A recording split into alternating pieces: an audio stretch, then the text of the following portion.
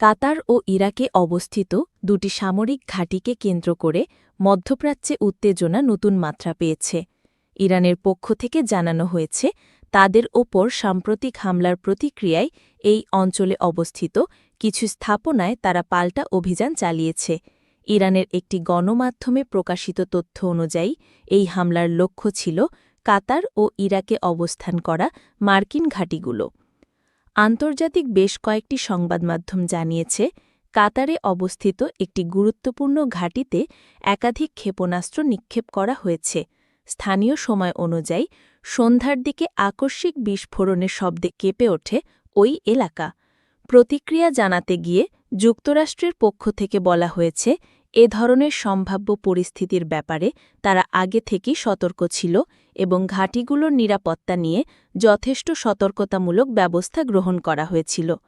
কাতারের রাজধানী দোহার মার্কিন দূতাবাস থেকে এর আগে সেখানে অবস্থানরত নাগরিকদের উদ্দেশ্যে একটি সতর্ক বার্তা জারি করা হয়েছিল। এতে বলা হয়, কেউ যেন অপ্রয়োজনে বাইরে না যান এবং নিরাপদ স্থানে অবস্থান করেন। পরবর্তী সময়ে দেখা যায়, এই সতর্কতা কিছুটা যৌক্তিক ছিল। এই ঘটনাগুলোর কারণে কাতার সরকারের পক্ষ থেকেও বিভিন্ন প্রতিক্রিয়া দেখা গেছে। সেখানে সাময়িকভাবে আকাশসীমা বন্ধ ঘোষণা করা হয় এবং দেশটির বিভিন্ন গুরুত্বপূর্ণ স্থানে নিরাপত্তা জোরদার করা হয়। স্থানীয় প্রশাসন এবং আন্তর্জাতিক পর্যবেক্ষকরা বিষয়টিকে অত্যন্ত গুরুত্ব সহকারে দেখছেন।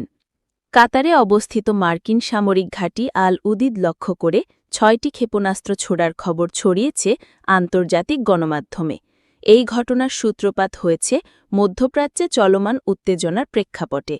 একাধিক সূত্র জানায়, ইরান এই হামলা চালিয়েছে যুক্তরাষ্ট্রের সাম্প্রতিক কর্মকাণ্ডের প্রতিক্রিয়ায়। ইরানের এক উচ্চ পর্যায়ের সূত্রের দাবি,